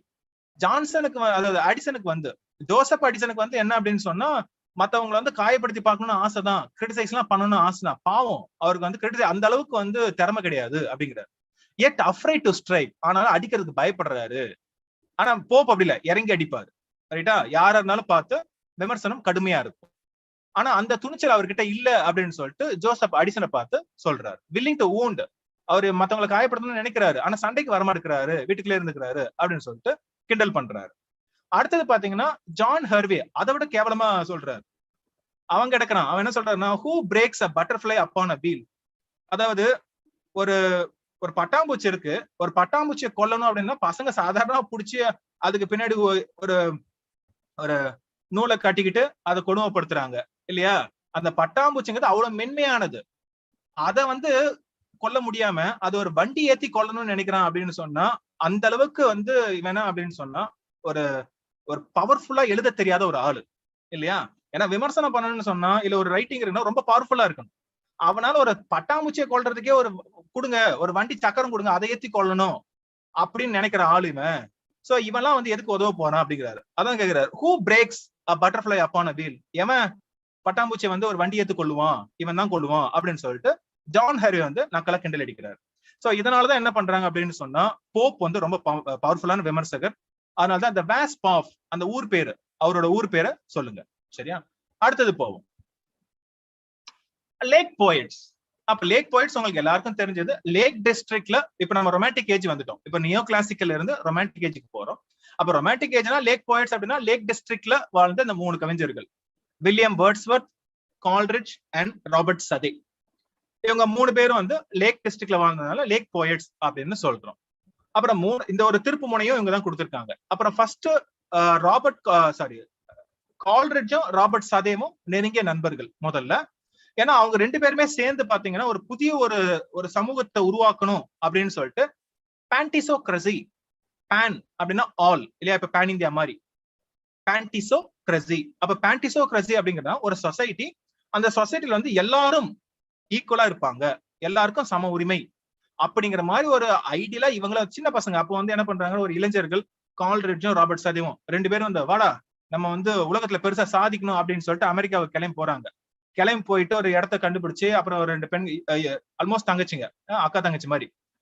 அந்த அக்கா தங்கச்சி வந்து இவரு கால்ரிட்ஜ் கல்யாணம் பண்ணிக்கிறாரு, இங்க சதே வந்து கல்யாணம் பண்ணிக்கிறாங்க. 2 பேரும் கல்யாணம் பண்ணிக்கிட்டு அங்க போயிட்டு வாங்க எல்லாம் சேர்ந்து வாழலாம் அப்படின்னு சொல்லிட்டு ஒரு புதிய சமூகம் படைப்போம் அப்படின்னு போறாங்க. பட் ஆனா வந்து அங்க போனதுக்கு அப்புறம் தான் தெரியுது இவங்க கண்ட கனவு அதெல்லாம் வந்து நிஜ வாழ்க்கைக்கு ஒத்து வர மாட்டேங்குது. ஏன்னா அங்க போகணும்னா பணம் தேவை, போய் வாழணும், அங்க எல்லாம் தேவை, அது வந்து இவங்க நினைச்ச கற்பனைக்கு ஒத்து வரல, பிராக்டிகலா வந்து இம்பாசிபிள் ஆகுது. அதனால அதை விட்டுட்டு திருப்பி வந்து வெறுங்கையோட இங்க வராங்க. அதுக்கப்புறம் கொஞ்ச நாள் கழிச்சுனா கால்ரிட்ஜ் வந்து நம்ம வேர்ட்ஸ்வொர்த்தை சந்திக்கிறாரு, அப்புறம் வேர்ட்ஸ்வொர்த்தோட சிஸ்டர் டாரத்தியை சந்திக்கிறாரு. அதுக்கப்புறம் 1798ல வந்து லிரிக்கல் பேலட்ஸ் வெளியே வருது. சரியா? அதுக்கப்புறம் 2 பேரும் வந்து உங்களுக்கு தெரியும் ரொமான்டிக் ஏஜ் அப்படிங்கிற ஒரு மேனிஃபெஸ்டோவே கிரியேட் பண்றாங்க. சோ இதுதான் இவங்களோட வரலாறு. அப்ப இதுல வந்து ஒரு சின்ன ஒரு கவிதை மட்டும் இவங்களை இணைக்கிற மாதிரி ஒண்ணு இருக்கு, அதை பார்ப்போம். அது என்ன அப்படின்னு சொன்னா, கால்ரிட்ஜ்க்கு வந்து பையன் ஒருத்தன் இருந்தான், அதாவது கல்யாணத்துல ஹார்ட்லே கால்ரிட்ஜ், HARTLEY, ஹார்ட்லே கால்ரிட்ஜ் அப்படின்னு சொல்லிட்டு. அது வந்து கால்ரிட்ஜ்க்கு வந்து இந்த பையனை ரொம்ப பிடிக்கும். இது வந்து ஒரு கேள்வியா எடுத்துக்கோங்க. கால்ரிட்ஜ் வந்து 2 போயத்துல ஆக்சுவலா வந்து பாத்தீங்கன்னா இந்த பையனை வந்து மென்ஷன் பண்ணுவார். சரியா? அது 2 போயம் என்ன, அட்லீஸ்ட் ஒரு போயம் மட்டும் மென்ஷன் பண்ணுங்க. எந்த போயத்துல வந்து கால்ரிட்ஜ் தன்னோட பையன் ஹார்ட்லே கால்ரிட்ஜ் வந்து மென்ஷன் பண்றாரு? ரொம்ப ஃபேமஸான போயம், அகாடமி ஸ்டூடெண்டா இருந்தா நோட்ஸ்லயே இருக்கும், போய் செக் பண்ணி ஆன்சர் பண்ணுங்க. சோ இப்ப இந்த ஹார்ட்லே கால்ரிட்ஜ் ஏன் முக்கியம் அப்படின்னு சொன்னா, வேர்ட்ஸ்வொர்த்துக்கு அந்த பையனை ரொம்ப பிடிக்கும். அந்த போயம் பேரே பாருங்க, 2HC 6 years old, ஹார்ட்லே கால்ரிட்ஜ். ஏன்னா தன்னோட நண்பனோட பையன், அந்த நண்பனோட பையனுக்கு வந்து ஒரு கவிதை எழுதுறாரு 6 வயசு இருக்கிறப்போ. அப்போ அவன் பேர் வைக்கிற 2HC 6 years old அப்படின்னு சொல்லிட்டு அந்த பாருங்க, ஓ blessed vision, happy child, that art so exquisitely wild, I think of thee with many fears for what may be thy lot in future years. அவர் என்ன சொல்றாரு அப்படின்னு சொன்னா, இந்த பையனை பார்த்தோன்னே இவ்வளவு நாட்டியா இருக்கிறான், இவ்வளவு அழகா இருக்கான், இவன் வருங்காலத்துல இவனுக்கு என்னெல்லாம் காத்துட்டு இருக்குன்னு தெரியலையே அப்படின்னு சொல்லிட்டு ஒரு வருத்தப்படுறாரு. எல்லாம் இவனுக்கு நல்லா நடக்குமா அப்படிங்கிற மாதிரி, இவனுக்கு விதி எப்படி இருக்குன்னு தெரியாது, தை லாட் இன் ஃபியூச்சர், வருங்காலத்துல வரப்போற வருஷங்கள்ல உனக்கு என்னெல்லாம் வரப்போகுதுன்னு தெரியல, மெனி ஃபியர்ஸ் பல கஷ்டங்கள்லாம் வருமோ அப்படின்னு நினைச்சு நான் அஞ்சுறேன், நீ நல்லா இருக்கணும்டா தம்பி, ஓ பிளஸட் விஷன் ஹாப்பி சைல்ட் அப்படின்னு சொல்லிட்டு தன்னோட நண்பனோட குழந்தைய பார்த்து ஒரு கவிதை எழுதியிருக்கிறார். அப்புறம் நீங்க பாத்தீங்கன்னா வரலாறு எடுத்து பாத்தீங்க அப்படின்னு சொன்னா கொஞ்சம் இந்த பையனும் அப்பாவை போலதான். ஏன்னா அப்பா வந்து கால்ட்ரிட்ஜ் ஓபிஎம்க்கு அடிக்ட் இல்லையா, அப்படிதான் வந்து குப்லா கான் அப்படிங்கிற கவிதை வருது. அதே போல ஹார்ட்லி கால்ட்ரிட்ஜும் பாத்தீங்க அப்படின்னு சொன்னா ஆல்கஹாலிக், ரொம்ப குடிச்சு தன்னோட உடலை நாசப்படுத்திக்கிறாரு. அவர் இறந்தப்ப பாத்தீங்கன்னா பெரிய வயசானதுக்கு அப்புறம், அவர் இறந்ததுக்கு அப்புறமா வேர்ட்ஸ்வொர்த் வந்து சொல்றாரு, இவனை வந்து என்னோட, அதாவது ஒவ்வொரு ஃபேமிலிக்குமே பாத்தீங்கன்னா கல்லறை இருக்கும் இல்லையா, அவங்களுக்கு வந்து ஒரு கல்லறை தோட்டம் செமெட்ரி இருக்கும், அங்க வந்து இவனை புதைச்சா நல்லா இருக்குமே அப்படின்னு சொல்லிட்டு வருத்தப்படுறாரு வேர்ட்ஸ்வொர்த். சரியா, ஒருவேளை அவனுக்கு பிடிச்சிருக்கும், ஏன்னா வேர்ட்ஸ்வொர்த்துக்கு வந்து இவனை வந்து ரொம்ப பிடிக்கும், அது சொல்றாரு, ஒருவேளை அவனை வந்து எங்க கல்லறை தோட்டத்துல செமெட்ரிலே அவங்க புதைக்கலாமா அப்படிங்கிற மாதிரிலாம் யோசனை பண்றாரு. தேடி கண்டுபிடிங்க ஒருவேளை அங்க புதைச்சாங்களா இல்லையா அப்படின்னு சொல்லிட்டு. அதுக்கப்புறம் இது ஒரு ஃபேமஸ் ஒர்க் நான் இந்த கிளாஸ்க்கு ப்ரிப்பேர் பண்றப்ப எனக்கு மாட்டுச்சு. டி குவின்சே, அதே காலகட்டத்துல ரொமான்டிக் ஏஜ்ல நீங்க கேள்விப்பட்டிருப்பீங்க. டி குவின்சே வந்து கால்ட்ரிட்ஜ் போல கொஞ்சம் ஓபியம் அடிக்ட். அவரோட பாத்தீங்கன்னா confessions of an English opium eater அப்படின்னு ஒரு ஃபேமஸ் ஒர்க் இருக்கு, அதுக்கு அவர் பேர் போனவர். Confessions of an English opium eater, அது எழுதுன வந்து டி குவின்சே, QUINCEY. அதே ஒரு ரைட்டர் இந்த ஒர்க்கையும் எழுதியிருக்காரு, reminiscences of the English lake poets, REMINISCENCES, reminiscences of the English lake poets. இந்த புத்தகத்தை இன்னைக்கு பார்க்க நேரிட்டது. சோ இதுல பாத்தீங்கன்னா கான்டென்ட்ஸ் பேஜ், எப்பவுமே வந்து ஏதாவது ஒரு ஒர்க் பாத்தீங்க அப்படின்னு சொன்னா அது ஒரு கான்டென்ட்ஸ் பேஜ் மட்டும் நீங்க எடுத்து பாருங்க. இல்ல எடுத்து பார்த்தப்ப பாத்தீங்கன்னா ஒவ்வொரு சாப்டர், அதாவது என்ன பண்ணாரு, அவர் கால்ட்ரிட்ஜை பத்தி எழுதுறாரு, வேர்ட்ஸ்வொர்த்தை பத்தி எழுதுறாரு, சதேவை பத்தி எழுதுறாரு, அதுல புகழ்ந்து எழுதுறாரு, சில குறைகளை பத்தி எழுதுறாரு. ஏன்னு சொன்னா இந்த ஒர்க் வந்தப்போ வந்து இந்த ஒர்க் வந்து வேர்ட்ஸ்வொர்த் எல்லாம் ஹர்ட் பண்ண மாதிரி வேர்ட்ஸ்வொர்த் சொல்றாரு, நீ என்ன அஃபண்ட் பண்ணிட்டடா டி குவின்சே அப்படின்னு சொல்லியிருக்காரு. சரியா, இது வந்து உங்களுக்கு ஒரு கேள்வியா வரலாம், அதாவது reminiscences of the English lake poets அப்படிங்கிற ஒர்க்கை எழுதுனது யாருன்னு சொல்லிட்டு ஒரு டைரக்ட் கேள்வி கூட வரலாம். சரியா, அடுத்தது பார்ப்போம். அடுத்தது வந்து சட்டானிக் ஸ்கூல். பேரே பாத்தீங்கன்னா சாத்தான், அந்த இந்த ஒரு குரூப் ஆஃப் போயட்ஸ் வந்து நீங்கெல்லாம் சாத்தானுக்கு சேவை செய்யறவங்க அப்படின்னு சொல்லிட்டு ஒருத்தர் விமர்சனம் பண்ணுது. அதனால இது வந்து இந்த ஸ்கூல் அப்படின்னு சொல்றோம், ஸ்கூல் ஆஃப் போயட்ஸ். யாருன்னு பாத்தீங்கன்னா ஒரு 3 பேர். யாரு, நம்ம ஆளுங்க தான், PB Shelley, Keats, Lord Byrne, இவங்க 3 பேர். யார் அப்படி சொன்னது அப்படின்னு பாத்தீங்கன்னா ராபர்ட் சதே தான். இப்ப முன்னாடி பாத்தீங்கன்னா லேக் போயட் ராபர்ட் சதே வந்து விமர்சனம் பண்றாரு. எந்த ஒர்க்ல அப்படின்னு சொன்னா விஷன் ஆஃப் ஜட்ஜ்மெண்ட் அப்படிங்கிற ஒரு புத்தகத்துல முன்னுரை எழுதுறாரு. அந்த முன்னுரையில வந்து ப்ரிஃபேஸ்ல வந்து என்ன சொல்றாரு அப்படின்னு சொன்னா, இப்பவும் இருக்கிறானுங்களே கவிஞர்கள், ஷெல்லி, கீட்ஸ், பைரன், அவங்க எல்லாம் பாத்தீங்கன்னா எதுக்கும் வேலைக்கு ஆக மாட்டாங்க. அவங்களை பத்தி என்னன்னு சொல்ற, இப்படிதான் கிரிட்டிசைஸ் பண்ற, டிசீஸ்ட் ஹார்ட்ஸ் அண்ட் டிப்ரவ்ட் இமேஜினேஷன்ஸ். ஒரு கொடூர புத்திக்காரனுங்க, கொடூர உள்ளம் கொண்டவர்கள் தான் வந்து இந்த ஷெல்லி, கீட்ஸ், பைரன்லாம், முக்கியமா பைரன்லாம் அப்படிங்கிறாரு. ஏன்னா பைரன்லாம் பாத்தீங்கன்னா அவ்வளவு பணம் படைச்சவர் பைரன். அவரோட வாழ்க்கையே ஊதாரித்தனமா தான் இருக்கும், பெண்களோட சுத்துறதும் மதுவோட சுத்துறதும் தான் பைரனுக்கு வேலை. அப்ப இதெல்லாம் பாக்குறப்ப வந்து சதேக்கு வந்து கஷ்டமா இருக்கு, அதனால வந்து இதை விமர்சனம் பண்ணி எழுதுறாரு. இந்த விமர்சனத்துக்கு பதிலடியா பாத்தீங்கன்னா லார்ட் பைரன் வந்து திரும்பி வந்து ஒரு புத்தகம் எழுதுவார், ஒரு ஒர்க் எழுதுறாரு, த விஷன் ஆஃப் ஜட்ஜ்மெண்ட் அப்படின்னு சொல்றாரு. இவரு எழுதுனது வந்து அ விஷன் ஆஃப் ஜட்ஜ்மெண்ட், சதே எழுதுனது. இதுக்கு வந்து பைரன் வந்து ஒரு ரிப்ளை அடிக்கிறாரு, நீ பற்றி பெரிய ஒழுங்கா அப்படின்னு சொல்லிட்டு, த விஷன், இதுதான் உண்மையான விஷன் ஆஃப் ஜட்ஜ்மெண்ட் அப்படின்னு சொல்லிட்டு அவர் ஒரு புத்தகத்தை வந்து இதுக்கு ரிப்ளை மாதிரி அவர் எழுதுறாரு. சரியா, அவர் ரெண்டுத்தையும் செக் பண்ணி பாருங்க. நாளைக்கு ஒரு சின்ன ஒரு ஆர்டிகளோட கன்ஃபியூஷன் வரலாம், அ விஷன் ஆஃப் ஜட்ஜ்மெண்ட் எழுதுனது யாரு, த விஷன் ஆஃப் ஜட்ஜ்மெண்ட் எழுதுனது யாரு அப்படிங்கிற கேள்வி வரலாம். சரியா, அடுத்தது பாப்போம். இந்த இதுல ஒர்க்ல பாத்தீங்க அப்படின்னு சொன்னா ஒரு முக்கியமான ஒர்க், ஒரு எலிஜி, உங்களுக்கு தெரியும். கீட்ஸ் இறந்தப்போ என்ன பண்ணாருன்னா, ஷெல்லி வந்து கீட்ஸுக்காக வந்து ஒரு எலிஜி எழுதுறாரு, ஒரு pastoral elegy, Adonais, ADONAIS, and elegy on the death of Keats. ரொம்ப ஃபேமஸ். இன்னைக்கும் பாத்தீங்கன்னா எலிஜி, ஒப்பாரி இல்லையா, எலிஜி அப்படின்னா ஒப்பாரி பாடல், யாராவது இறந்துட்டாங்கன்னா ஒப்பாரி போல ஒரு கவிதை வடிவம் அது. அப்ப இதுல என்ன பண்ணாங்க அப்படின்னு சொன்னா, பொதுவா இறந்ததுக்கு அப்புறமா அந்த ஷெப்பர்ட்ஸ், இந்த ஆடு மேய்க்கிறவர்கள் வந்து இறந்த அவருக்கு வந்து மரியாதை செய்யற மாதிரி இருக்கும். சரியா, அப்போ இந்த ஒர்க்ல வந்து ப்ரிஃபேஸ் எழுதுறாரு யாரு, நம்ம ஷெல்லி என்ன நினைச்சுக்கிட்டாரு அப்படின்னு சொன்னா, ஷெல்லி சொல்றாரு, கீட்ஸ செத்ததுக்கு வேற யாரும் காரணம் கிடையாது, இந்த சதே பை தான் காரணம் அப்படின்னு சொல்லிட்டு தன்னோட விமர்சனத்தை முன்வைக்கிறாரு. ஏன் அப்படின்னு சொன்னா, கீட்ஸ சாவறதுக்கு முன்னாடி அவரோட ஒரு ஃபேமஸ் ஒர்க் எண்டமியான் அப்படிங்கிற ஒர்க்கை வந்து பப்ளிஷ் பண்றாரு. அந்த எண்டமியான பத்தி விமர்சனம் வந்து ரொம்ப ரொம்ப தாக்கி எழுதுறாங்க, ரொம்ப கேவலமா இருக்கு, ரொம்ப விமர்சிக்கப்படுறாரு கீட்ஸ்.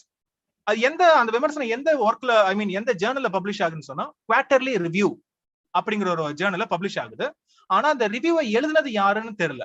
அது வந்து ஒரு அனானிமஸ், பெயர் குறிப்பிடப்படாத ஒரு ரிவ்யூவர் வந்து ரொம்ப கடுமையா விமர்சனம் பண்றாரு. அப்ப ஷெல்லி சொல்றாரு, கீட்ஸ் சாவறது காரணமே அந்த விமர்சனம் தான். The savage criticism on his Endymion, which appeared in the quarterly review, produced the most violent effect on his susceptible mind.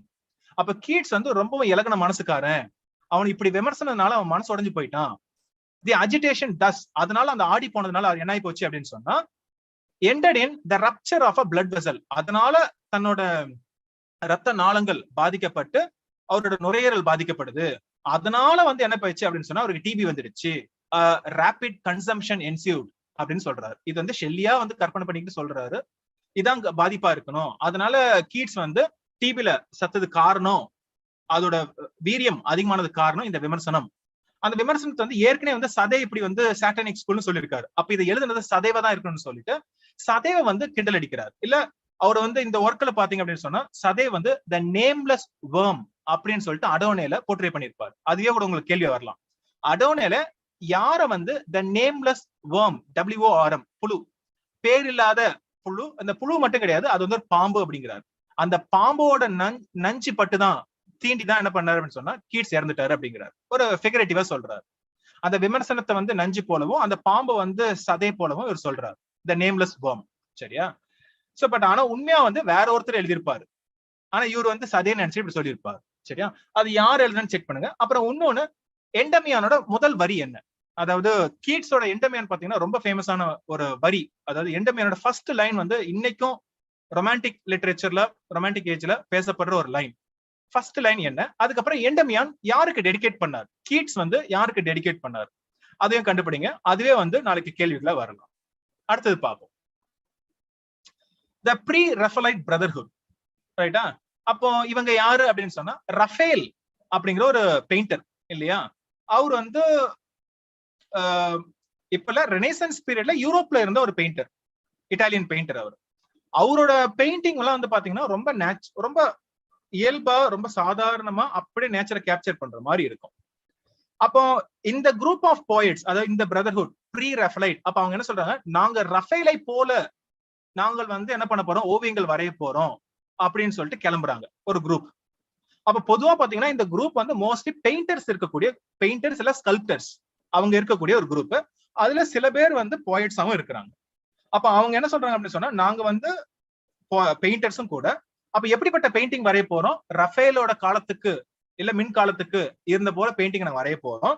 அது மட்டும் இல்லாம எங்களோட சோர்ஸ் எதுவா இருக்கு போற, லிட்டரரி சோர்ஸ், லிட்ரேச்சர்ல இருக்கிற முக்கியமான கவிதைகள் இல்ல முக்கியமான ஒர்க், அதை தழுவி நாங்க என்ன பண்ண போறோம்னா பெயிண்டிங் வரைய போறோம். அதனால பாத்தீங்கன்னா பெயிண்டிங்க்கும் லிட்ரேச்சருக்கும் ஒரு சம்பந்தத்தை ஏற்படுத்துறது இந்த ஒரு குரூப்.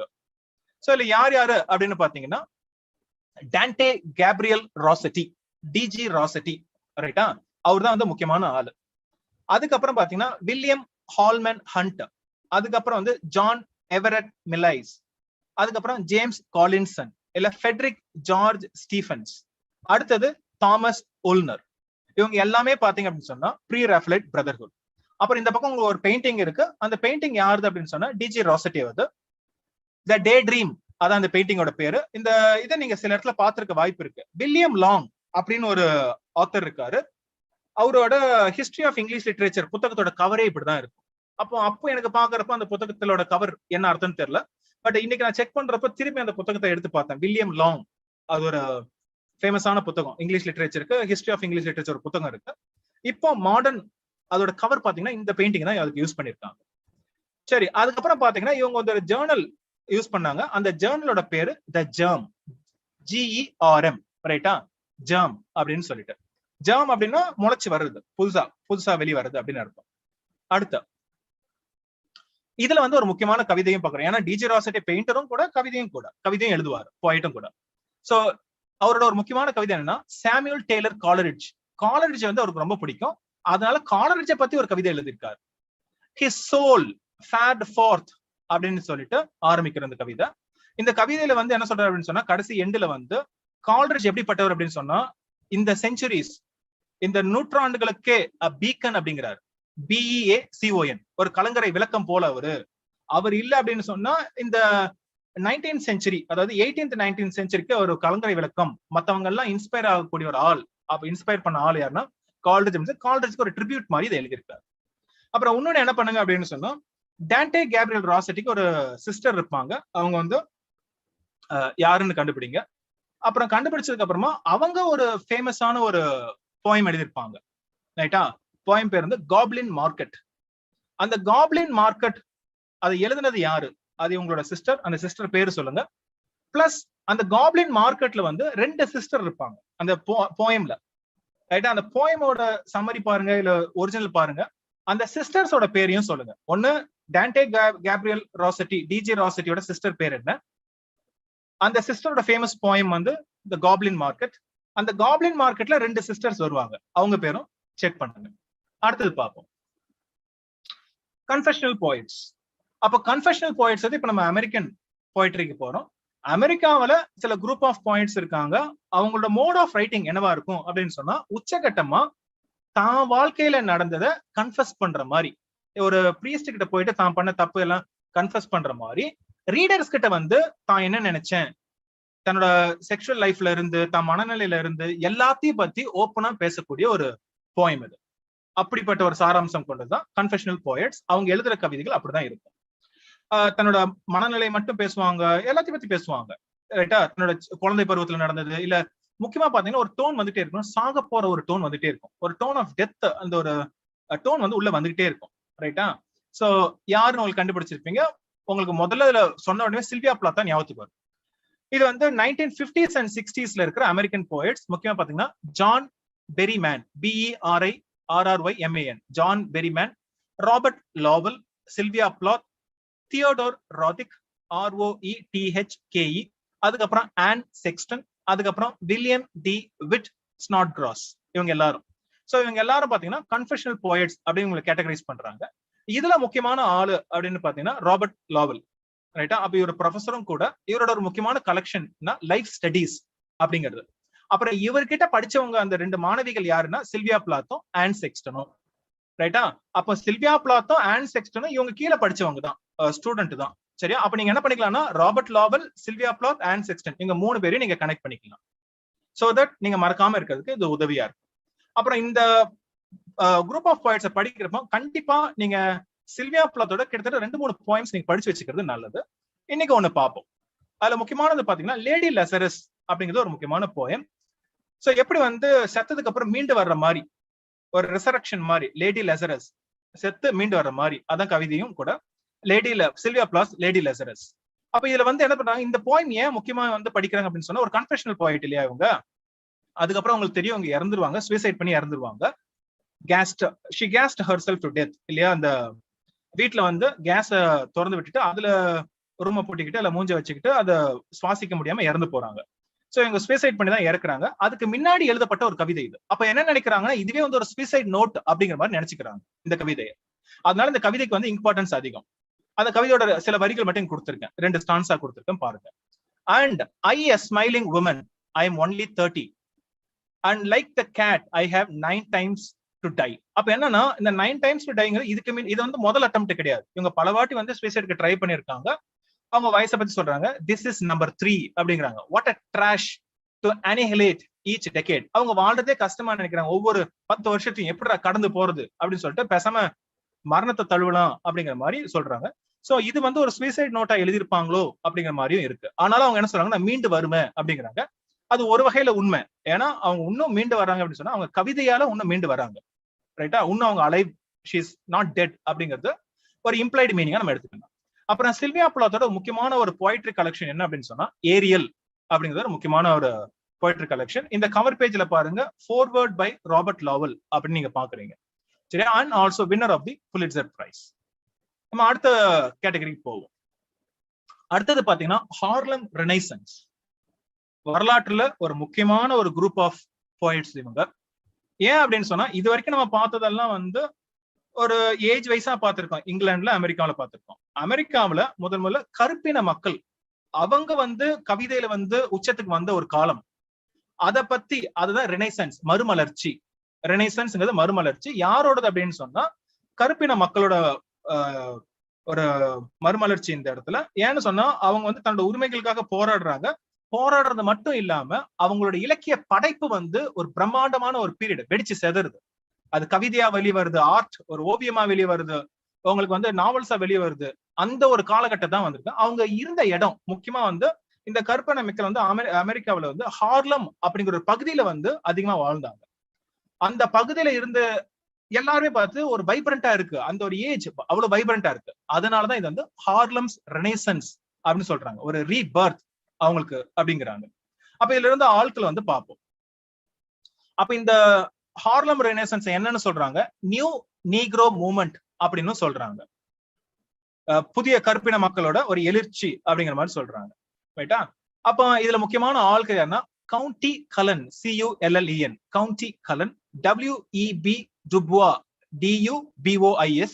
அதுக்கப்புறம் இவர் ரொம்ப முக்கியமானது Langston Hughes, HUGHES, Claude McKay, அதுக்கப்புறம் வந்து John டுமா, JEAN டுமா.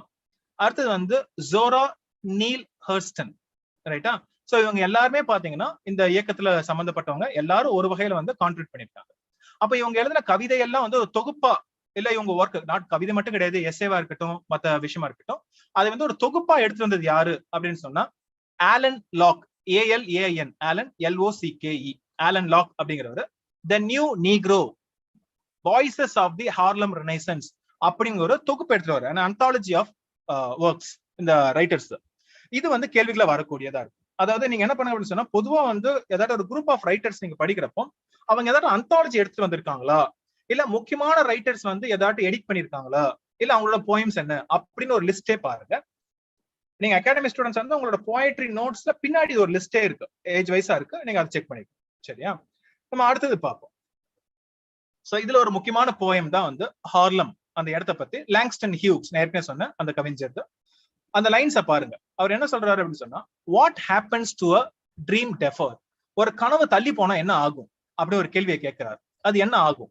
Does it dry up like a raisin in the sun அப்படிங்கிறார். ஒரு திராட்சை வந்து வெயில போட்டா சுருங்கி அப்படியே திராட்சை, அதாவது ஈரமா இருக்குது, அதை போட்டு அப்படியே சுருங்கி போயிடுமா, அதே போல கனவுகள் சுருங்கி வத்தி போயிடுமோ?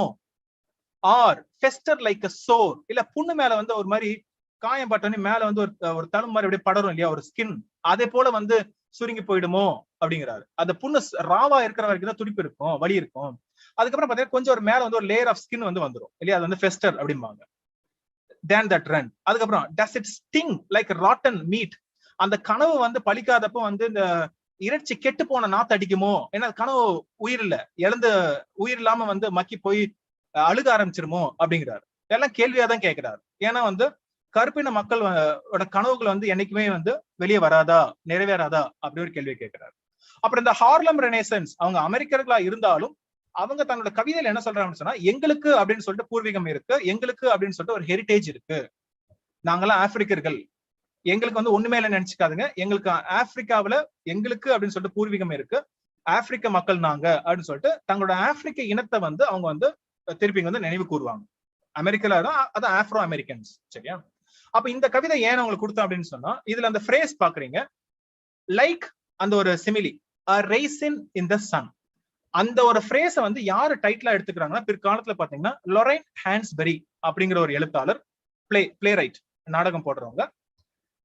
Lorraine LORRAINE, Lorraine Hansberry, HANSBERRY. அந்த லொரைன்ஸ் ஹான்ஸ்பெரி என்னன்னு சொன்னா ஒரு பிளே எழுதுறாங்க. அந்த பிளேயோட பேர் வந்து A Raisin in the Sun. So இது வந்து கேள்வியா வரலாம். அதாவது லொரைன் ஹான்ஸ்பெரி பரியோட இந்த டைட்டில் எங்க இருந்து எடுக்கப்பட்டது அப்படின்னு சொன்னா அந்த டைட்டில் வந்து லாங்ஸ்டன் ஹியூக்ஸோட ஹார்லம் அப்படிங்கிற போயம் வந்து எடுக்கப்பட்டது. அப்புறம் இந்த பிளேயோட பிளே என்ன அப்படின்னு சொல்லிட்டு போய் படிங்க, அட்லீஸ்ட் சம்மரியாட்டு பாருங்க. ஏன்னு சொன்னா ஒரு முக்கியமா இந்த பிளாக் ஆப்பிரிக்கன் அமெரிக்கன் அந்த லிட்ரேச்சர்ல இது ஒரு முக்கியமான ஒரு பிளே, நாடகம். ஏன் இந்த பிளே ஏன் முக்கியம் அப்படின்னு சொன்னா இந்த பிளேல பாத்தீங்கன்னா ஒரு பிளாக் ஃபேமிலி இருக்கு. அவங்க என்ன பண்றாங்க அப்படின்னு சொன்னா சிகாகோட இந்த பக்கம் தனியா ஒதுக்குப்புறத்துல, ஏன்னா இப்பவே தெரியும், அதாவது இந்த தாழ்த்தப்பட்டவர்கள் இல்ல இந்த மார்ஜினலைஸ்ட் பீப்புள் வந்து எப்பவுமே இந்த ஒதுக்குப்புறமா அனுப்புறது வந்து ஒரு பெரிய வேலையா வச்சிருக்காங்க இல்லையா. அவங்க வந்து ஒரு முக்கியமான இடத்துக்கு நகர்றப்ப வந்து விட மாட்டாங்க. அதனால இந்த ஒர்க் வந்து ரொம்ப ஒரு பிரமிக்கக்கூடிய ஒரு ஒர்க். என்ன பண்றாங்க, இந்த ஃபேமிலிக்கு வந்து கொஞ்சம் பணம் வருது, இன்சூரன்ஸ் பணம் வருது. அவங்க வந்து பல திட்டம் போடுறாங்க, ஃபெயிலியர் ஆகுது. அப்புறம் கடைசியில என்ன பண்றாங்க அப்படின்னு சொன்னா, தனக்கு ஒரு வீடு வாங்கணும்.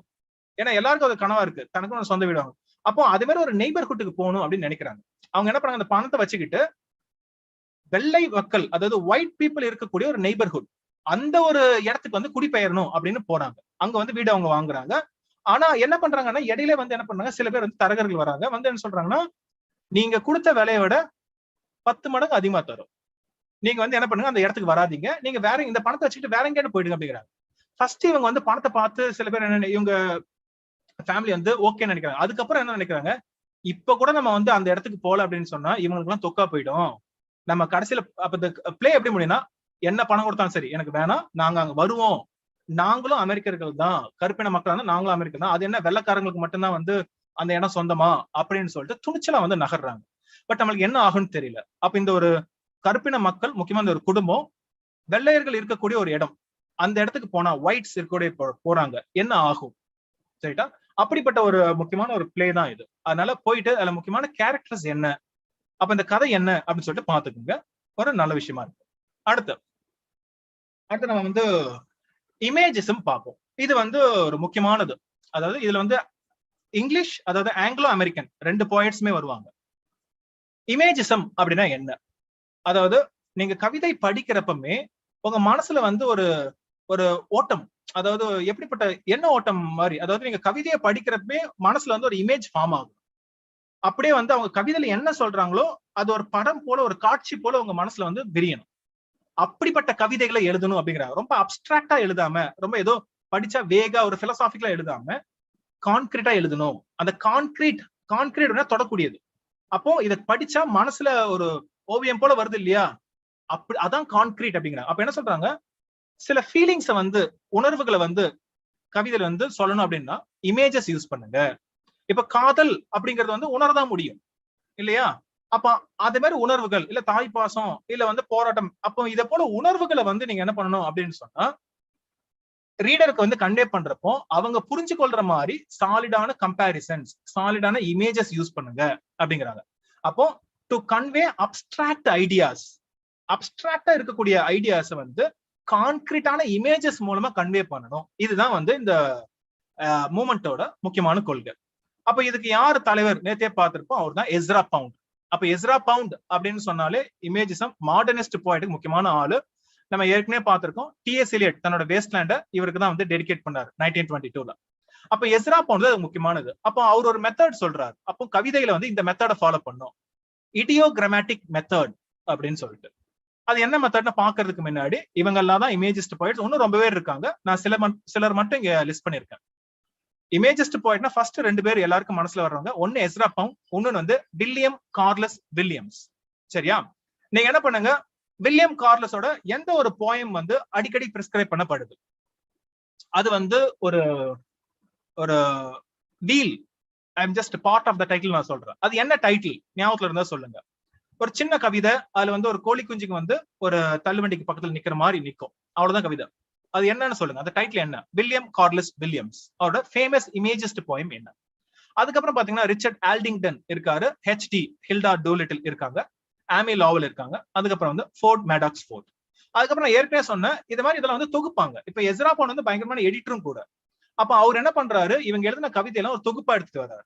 அதுக்கு வந்து ஒரு பிரெஞ்சுல டைட்டில் வைக்கிறாரு, தே இமேஜிஸ்ட், DESIMAGISTS அப்படின்னா த இமேஜிஸ்ட் அப்படின்னு அர்த்தம், அவ்வளவுதான். அப்போ இந்த இமேஜிஸ்ட் கவிதைகள் உள்ள போடுற அந்த டைட்டில் பார்த்தீங்கன்னா ரிச்சர்ட் ஆல்டிங்டன், ஹெச்டி, FS ஃபிளிண்ட் இவங்க எல்லாம் உள்ள இருக்காங்க. இதுல முக்கியமான விஷயம் என்னன்னா, இதுல பாத்தீங்கன்னா ஜேம்ஸ் ஜாய்ஸும் இதுக்கு வந்து கான்ட்ரிபியூட் பண்ணிருக்காரு. ஒருவேளை ஜேம்ஸ் ஜாய்ஸ கூட நீங்க வந்து இமேஜிஸ்ட் போயிட்னு சொல்லலாம். அதுக்கு அடுத்த எடிஷன் வந்து DH லாரன்ஸும் கான்ட்ரிபியூட் பண்ணிருக்காரு.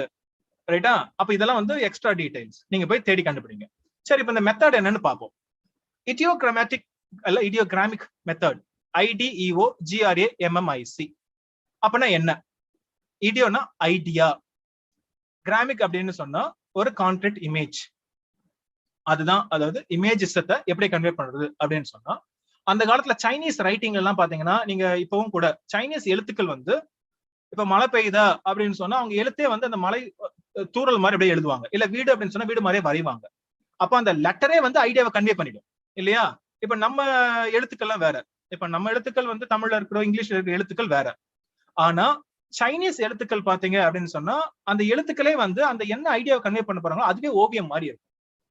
அதே போல நம்மள என்ன பண்ணணும், கவிதை எழுதணும் அப்படின்னு சொல்றாங்க. அது அப்டிராக்ட் ஐடியாவை கான்கிரீட் இமேஜஸ்ல கொடுக்கணும் அப்படிங்கறதுதான் இடியோகிராமிக் மெத்தட். அப்ப இதுல ஒரு கவிதையை மட்டும் பார்ப்போம். அதான் அவரோட முக்கியமான கவிதை. எஸ்ரா பவுண்டோட in a station of the metro. ஒரு மெட்ரோ ஸ்டேஷன்ல எப்படி இருக்கும், அது 2 வரி கவிதை தான், ரொம்பலாம் எழுதல. 2 வரியில வந்து கவிதையை முடிக்கிறார். தி அப்பarition of these faces in the crowd petals on a wet black bough. அதுல பாத்தீங்கன்னா ஃபர்ஸ்ட் லைனுக்கு அப்புறம் ஒரு செமிகாலன் யூஸ் பண்றாரு, அதுக்கப்புறம் ஒரு ஃபுல் ஸ்டாப், 2 வரியில முடிக்கிறார். அப்ப இது என்னன்னா பேசிக்கா இது ஒரு கம்பேரிசன், ரைட்டா? இது வந்து ஒரு மெட்டஃபர், அவ்வளவுதான். என்ன மெட்டஃபர்? அப்ப நீங்க பாத்தீங்கன்னா மெட்ரோ ஸ்டேஷன், ரயில்வே ஸ்டேஷன் ஞாபகம் வச்சுங்க. முக்கியமா சென்னையில நீங்க வந்து பார்க்கோ இல்ல பார்க் டவுனோ அங்கெல்லாம் நின்னீங்க அப்படின்னு சொன்னா காலையில அதிகாலையில இருந்து ஒரு 7:30 to 9 அந்த பீக் ஹவர்ஸ். அப்போ வந்து எப்படி இருக்கும்? அப்ப இல்ல மத்தியான வெயில்ல இருக்கிறப்போ என்ன அப்படின்னு சொன்னா அந்த கூரைக்கு கீழே இருட்டா இருக்கும், மேல இருக்கிற ஷெடு கீழே. அப்ப அதுல வந்து மக்கள் பாத்தீங்கன்னா அங்கங்க அப்படியே நீங்க சும்மா தலையை மேல தூக்கி பாத்தீங்கன்னு சொன்னா வெறும் தலைகளாதான் தெரியும். அந்த பிளாட்ஃபார்ம் ஃபுல்லா தலைகளாதான் தெரியும். முக்கியமா இந்த பக்கம் பார்க் டவுன்ல நின்று இப்படி பாத்தீங்கன்னா தெரியும், இந்த திருவண்ணாமலை பக்கம் ட்ரெயின் போறப்போ ஃபுல்லா தலைகளா இருக்கும் அப்படி பாத்தீங்கன்னா பீக் ஹவர்ஸ்ல. அது எப்படி இருக்குன்னு சொல்றாரு. தி அப்பarition அப்படின்னு சொன்னா பேய்னு அர்த்தம். ஒரு பேய் போல இருட்டுல அங்கங்க தலைகளாதான் தெரியுது, தலையை தொங்குற மாதிரி தெரியுது, அந்த இடத்துல மிதக்கிற மாதிரி. ஆஃப் திஸ் ஃபேசஸ், இந்த முகங்கள், அந்த முகங்கள் நமக்கு ஞாபகத்துல கூட இருக்காது, அங்கங்க இருக்கும் இந்த கிரவுட். அப்ப இந்த கூட்டத்தில் இருக்கிற முகங்கள் எப்படி இருக்கு அப்படின்னு சொன்னா அங்கங்க தலைகளா தொங்குது. அப்ப இந்த தலைகள் எங்க இருக்கு அப்படின்னு சொன்னா ஒரு பிளாட்ஃபார்ம்ல இருக்கு. அப்ப பிளாட்ஃபார்ம் அப்படின்னு ஒரு நீண்ட ஒரு இது, அதுல வந்து மக்கள் ஜனம் அப்படியே இருக்கு, அந்த ஜனத்தோட தலைகள் மட்டும் அங்கங்க அப்படியே பட்டுன்னு இருக்கு. அப்ப இது எப்படி இருக்கு அப்படின்னா பாக்குறதுக்கு எப்படி இருக்குன்னு சொன்னா ஒரு எக்ஸாம்பிள், ஒரு இமேஜ கொடுக்கிறார். Petals on a wet black bough. அப்போ மழை பெய்து ஒரு கிளை இருக்குன்னு வச்சுப்போம், ஒரு கருப்பு கொப்பு, ரைட்டா? அந்த கிளையில பாத்தீங்கன்னா அது மழை பெஞ்சு பெட்டல்ஸ் அங்கங்க பாத்தீங்கன்னா இலைகள் இருக்கு. அந்த இலைகள் மட்டும் இல்லாம அந்த ஒரு பெரிய கொப்புல அது கருப்பா இருக்கு, அதுல மலை துளிகள் அங்கங்க இருக்கு ஒட்டிக்கிட்டு. அது எத்தனை இருக்குன்னு எண்ண முடியாது, டக்கு டக்கு டக்கு டக்குன்னு அங்கங்க இருக்கு. அந்த இதை கம்பேர் பண்ணுங்க, இந்த இதை கம்பேர் பண்ணுங்க, ஒரு இமேஜ், அவ்வளவுதான். அப்ப இந்த இடத்துல பாத்தீங்கன்னா அந்த பிளாட்ஃபார்ம் வந்து உங்களுக்கு வந்து ஒரு கொப்பு போல இருக்கு இல்லையா, ஒரு மரத்துல. அப்புறம் இந்த தலைகள் வந்து அங்க இருக்கிற பெட்டல்ஸ் போலவோ இல்ல வந்து அந்த மலை துளிகள் போலவோ அங்கங்க கொச்சு கொச்சு கொச்சுன்னு இருக்கு, அவ்வளவுதான். சோ இதான் என்ன சொல்றாங்கன்னா இமேஜிஸ்ட் போயம். அப்ப இந்த இமேஜிஸ்ட் போயம் என்ன அப்படின்னு சொன்னா அவர் டெஃபினேஷனே கொடுக்கிறார். எஸ்ரா பவுண்ட் வந்து இமேஜ் அப்படின்னா என்ன அப்படின்னு சொல்லிட்டு ஒரு டெஃபினேஷன் கொடுக்கிறார். அதாவது சம்திங் உங்களுக்கு என்ன பண்ண அப்படின்னா படிச்ச உடனேயும் அது ஒரு இன் an instant of time அப்படிங்கிற ஒரு நொடி பொழுதுல உங்க மனசுல வந்து an intellectual and emotional complex, அதாவது மனசளவுல இன்டெலெக்சுவலாவும் எமோஷனலாவும் இந்த உணர்வு பூர்வமாவும் நம்ம நினைக்கிற சிந்தனைகள் இந்த எல்லாமே வந்து பாத்தீங்கன்னா பட்டுன்னு வந்து நம்மளுக்கு வரணும். இந்த இமேஜ படிச்சோடனே எல்லாம் வரணும். அப்படியே இந்த 2 சென்டென்ஸ் படிச்சோடனே அப்படியே வந்து அந்த ஸ்டேஷன் ஞாபகத்துக்கு வரணும், அதுல மக்கள் சலசலன்னு பேசிட்டு இருக்கிற ஞாபகத்துக்கு வரணும், அது ட்ரெயின் வந்தோடனே எல்லாம் அடிச்சு பிடிச்சி ஞாபகத்துக்கு வரணும். அப்போ இதெல்லாம் வந்து கவிதையில எடுத்துட்டு வர முடியுமா அப்படின்னா அது இமேஜால தான் முடியும் அப்படிங்கிறார். சரியா? அப்புறம் இன்னொன்னு, இந்த டெஃபினேஷனை எந்த ஒர்க்ல அவர் சொன்னாரு அப்படிங்கறத சேர்த்து கண்டுபிடிங்க. சரியா? அப்ப இன்னைக்கு வந்து நம்ம இதோட நிறுத்துறோம். இன்னைக்கு வந்து பாத்தீங்கன்னா முக்கியமான ஒரு ஸ்கூல்ஸ் ஆஃப் போயட்ஸும் பார்த்தோம், சில மூமெண்ட்டும் பார்த்தோம். There are also other schools, ரைட்டா? ஆனா இன்னைக்கு வந்து நம்ம வந்து போயட்ரியோட இல்ல கவிதைக்கு மட்டும் நம்ம நிறுத்திக்கிறோம். இப்ப நீங்க வந்து பிளேக்கு போனீங்க அப்படின்னு சொன்னா நீங்க வந்து யூனிவர்சிட்டி விட்டு இருக்கு, அது மாதிரி ஏகப்பட்ட ஸ்கூல்ஸ் தனித்தனியா இருக்கு. நம்ம வந்து இன்னைக்கு கவிதைக்கு மட்டும் ரெஸ்ட்ரிக்ட் பண்ணிருக்கோம் நம்ம. அப்ப இதை இன்னொரு வாட்டி பாருங்க, போயிட்டு அந்த ஆத்தர்ஸோட முக்கியமான ஒர்க்கை தேடுங்க, அதோட முக்கியமான லைன்ஸை பாருங்க. இதை பார்த்தாலே உங்களுக்கு வந்து அப்படியே ஒரு ஏஜ் அப்படியே வந்து across ages history of English literature cover பண்ண மாதிரி ஆயிடும். சரியா? So thank you so much.